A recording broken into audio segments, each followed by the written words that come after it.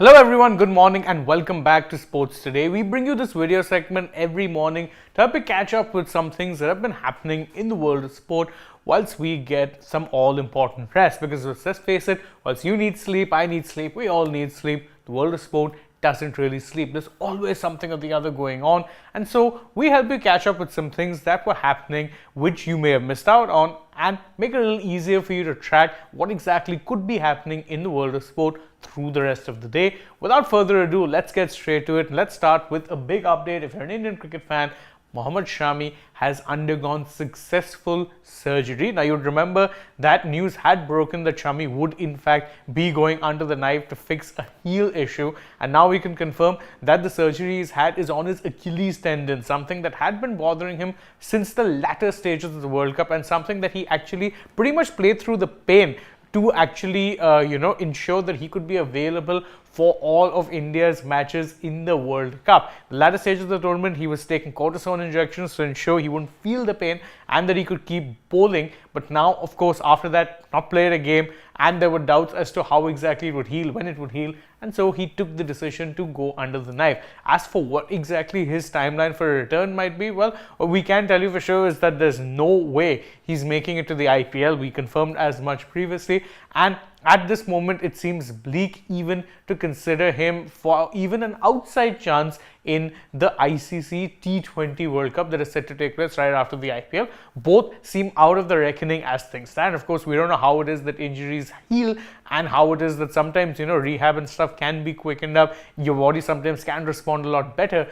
But at this point, it seems unlikely that you're going to see Shami in either the IPL or definitely even perhaps not the T20 World Cup. So whatever it is though, we hope Shami is resting and recovering well. He did share an Instagram update as you can see in this particular picture. So all's well in that regard. Really hope though that he can heal up soon and be back to doing what he's doing best, which is bowl those perfect balls with that wonderful seam position and winning India matches.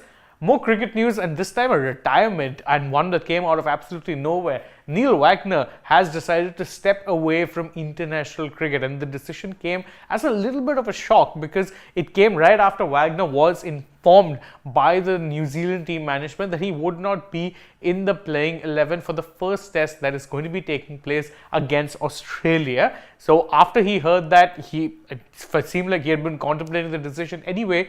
He came to the press conference and announced his decision. Obviously, he said it wasn't an easy one to make, but he'd been feeling like that for quite some time and therefore has chosen to step away. What it also means is that his career is done at this point. He's got about 67 caps for New Zealand. Definitely been one of those more underrated bowlers for the Kiwis in those times. He was also part of the side that won the inaugural World Test Championship final. So definitely, let's say, legendary career in some ways coming to an end, especially by the New Zealand standards. So congratulations and all the best to Wagner for whatever it is he's doing next. He's already said that he intends to continue playing domestic cricket, whether that be in New Zealand or even potentially abroad. So you haven't seen the last of him in the world cricket, but definitely on the international stage you have.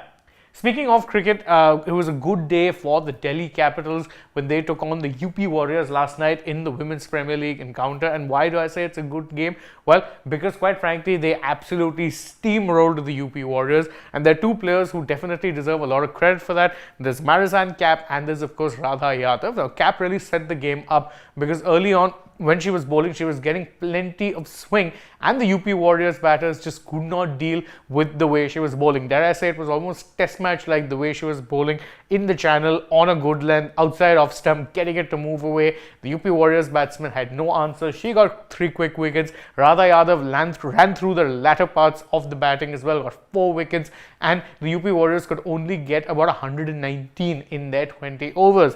In response, the Delhi Capitals chased it down with thumping ease, and I mean to say it was a very easy victory. Shafali Verma and Meg Lanning did the most of the damage, and it ensures that the Delhi Capitals got one of those very big wins that would no doubt give a big boost to their net run rate. A pretty good win there, but the struggles seem to be continuing for the UP Warriors. Switching our focus now from the world of cricket to the world of football, you'd remember a few months back we reported that Everton had been hit with a 10-point penalty, a deduction for breaching the Premier League's profit and sustainability rules. Well, the news is that the 10-point breach has now been reduced. It will only be a 6-point breach. It was overturned or reduced on appeal by the club, who said that they had in fact been given assurances that a lot of the things that were being counted against them in the PSR, let's say, ruling would not be counted against them. Now, on appeal, they've realized, or the tribunal has realized that yes, perhaps there was a bit of a harsh, let's say, punishment. So it's been reduced from 10 to 6. It'll definitely give a bit of vindication to Everton and also potentially help them, let's say, in that battle for relegation, which they shouldn't have been in were it not for the 10-point deduction. Of course, they're still nowhere near the bottom, but this will take away any remaining doubts that they had about potentially being in that position. From one Premier League club to another, West Ham, another club that was struggling in recent times, but thanks to this man right here, Jared Bowen, they have rebounded back in form. And how Bowen ended up scoring a hat-trick during their match against Brentford that ensured that they registered a 4-2 win against the Bees. And it does leave Brentford, who got promoted a couple of seasons back into the Premier League, in a little bit of a precarious position. They haven't quite reached the relegation dogfight yet, but they are very, very close to doing so and will need a couple of wins here or there to ensure that they can stay comfortably in the mid-table and not get pulled into a relegation dogfight, because they do not want to be there. No club ever wants to be there, but it would be rather unfortunate if they reach there despite what have admittedly been a few poor results in the latter half of the season. Continuing on with football news, and one of the big fairy tales of this year, that is Girona's unlikely rise to the top of La Liga, looked to have been derailed when they ended up losing recently and handed over a 5-point advantage to Real Madrid at the top of the table. Luckily, they did get a nice convincing 3-0 victory over Rayo Vallecano to ensure that as things stand, they still are very much in the title hunt. Now, I remember saying that, for Girona, the fact is that they were a club who 2 seasons back were in the bottom divisions, and the fact that they're even in La Liga and competing for one of the top 4 spots should be seen as a good thing. And I would say that privately many of them may agree with that, but they're not quite giving up their La Liga title hopes without a fight, and that is nice to see. You don't want to see them roll over. You don't want to see them fight hard right till the end, because who knows, sometimes pressure can do strange things even to clubs as big as Real Madrid. Focusing now on some tennis news, and Sumit Nagal, well, after that high which he had in the Australian Open where he made it to round 2, then ended up winning the Chennai Challenger, has been on a bit of a downturn. He lost out in the quarterfinals of the Bengaluru Open, then in the second round of the Pune Challengers as well. But the good news is that he will be seen back in action during the Dubai 500 ATP event. Because that's the good news. The bad news is that the match, which is going to be taking place later today, is up against Lorenzo Sonego. Now, Sonego is someone who tennis fans would be familiar with, not someone who's won a Grand Slam or even come close, but someone who has been there or thereabouts in the rankings, currently at about 48, has a career high of 21, which is significantly better than what Nagal has managed to accomplish during his career, of course.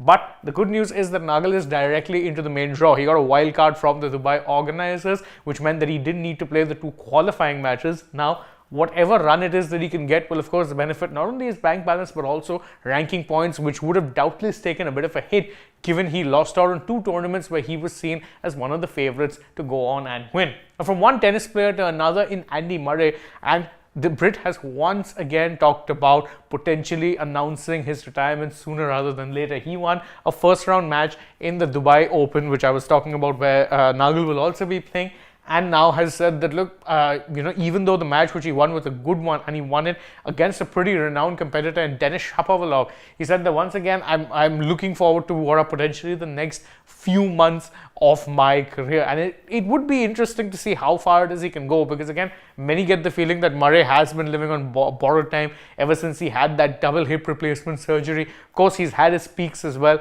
but it hasn't quite been anywhere close to the same Murray that we saw years back, who would be challenging regularly for Grand Slams. Murray right now, definitely not at that level, but it'll still be a shame to see him retire whenever he does that. And that's it from us in this edition of the Morning Wrap with Sports Today. Thank you guys so much for joining us. We hope you enjoyed this video, and if you did, you can let us know by liking it, sharing it with your friends, subscribing to the channel if you haven't already, tap that bell icon, leave us a comment, follow us also on social media. We're on Instagram, Twitter and Facebook. Don't forget to download the AajTak app, and if you're already on the channel, go ahead, check out some other videos we've done as well. For now, from my side, it's goodbye, but stay tuned for more.